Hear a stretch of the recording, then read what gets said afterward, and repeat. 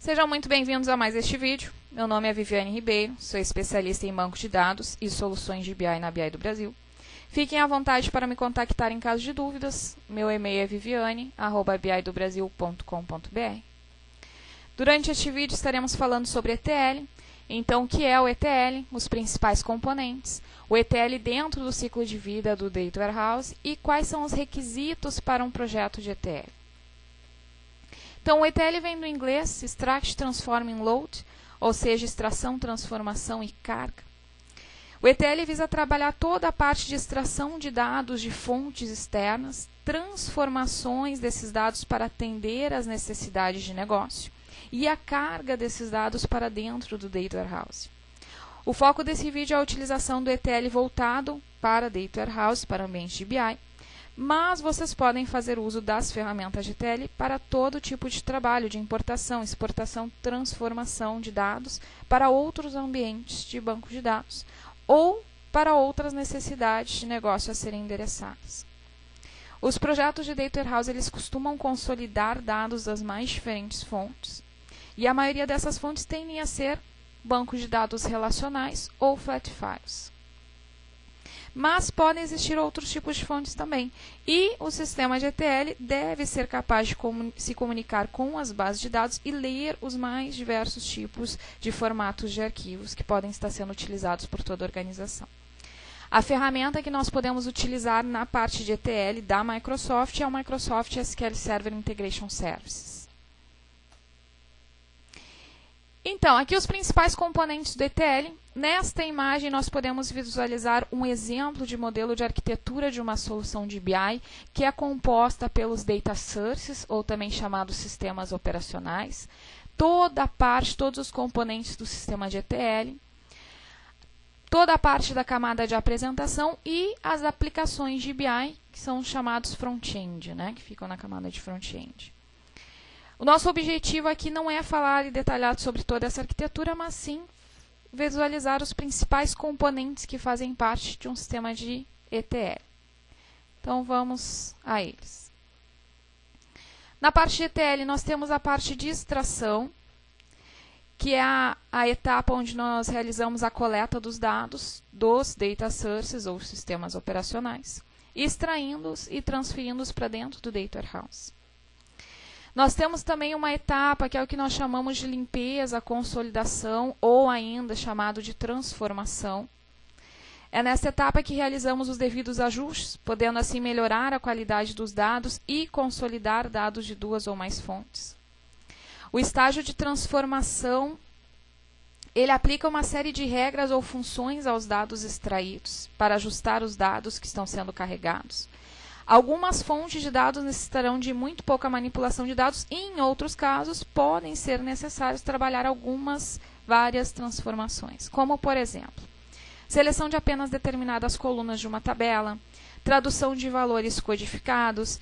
Imaginem que no sistema de origem você armazena 1 para sexo masculino e 2 para feminino, mas no nosso ambiente de Data Warehouse nós precisamos armazenar M para masculino e F para feminino. Então, neste caso, é necessário trabalhar a transformação desses dados.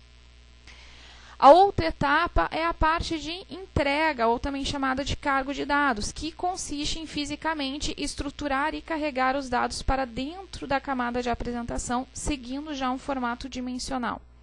Dependendo das necessidades da organização, esse processo pode variar. Alguns Data Warehouses podem substituir as informações existentes semanalmente, com dados cumulativos e atualizados, ao passo que outros Data Warehouse, ou até mesmo outras partes do mesmo Data Warehouse, podem adicionar dados a cada hora. A questão da latência e o alcance de reposição ou acréscimo constituem opções de projeto e dependem do tempo disponível e das necessidades de negócio. Okay? Então, além da extração, transformação e entrega, temos também os serviços de gerenciamento para a parte de ETL. Então, a parte de gerenciamento ela é composta por serviços para auxiliar no gerenciamento do Data Warehouse. Aqui nós temos tasks específicas para o gerenciamento de jobs, para a questão de planos de backup e recuperação, também para a verificação de itens de segurança e compliance do nosso Data Warehouse. Ainda temos a parte de armazenamento de informações do ETL.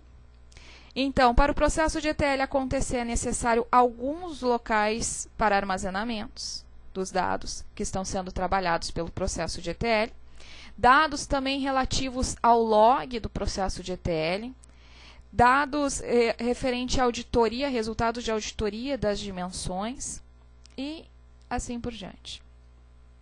Além dos dados que estão sendo trabalhados, que precisam ser armazenados, também nós temos os chamados metadados ou metadata, que armazenam informações estatísticas sobre as operações de ETL, o que inclui o horário que iniciou, a execução do pacote, o horário que terminou, leituras de disco que foram utilizadas.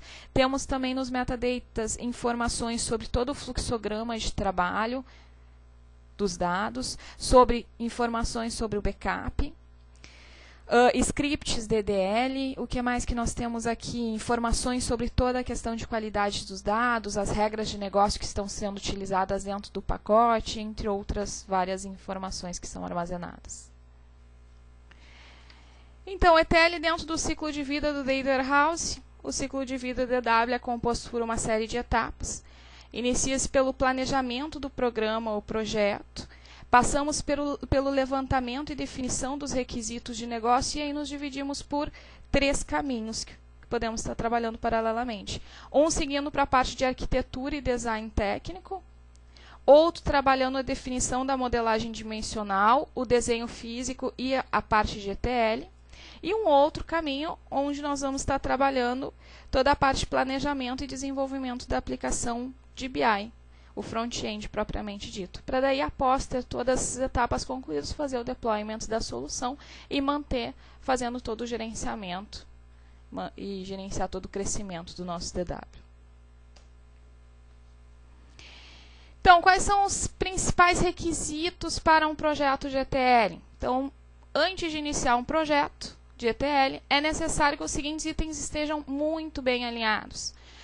Questão dos requisitos de negócio. Procure verificar se você tem bem claro e documentado quais são os requisitos do seu negócio. Você conversou com usuários, fez todos os levantamentos necessários para começar a trabalhar o projeto de ETL.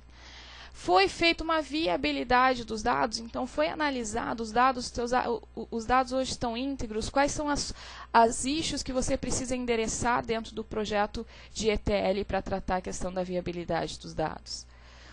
Latência dos dados. Qual é o tempo máximo permitido para a disponibilização dos dados através de um sistema de BI?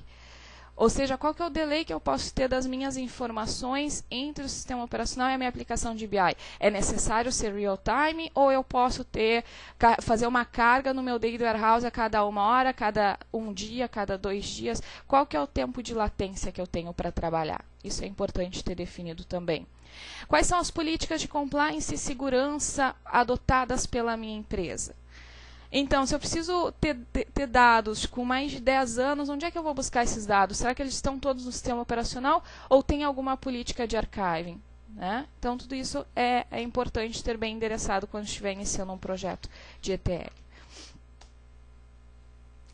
Neste último slide, eu coloquei alguns sites como referência, onde vocês podem obter maiores informações sobre tudo isso que nós conversamos. Muito obrigado por assistir a mais este vídeo. Um grande abraço.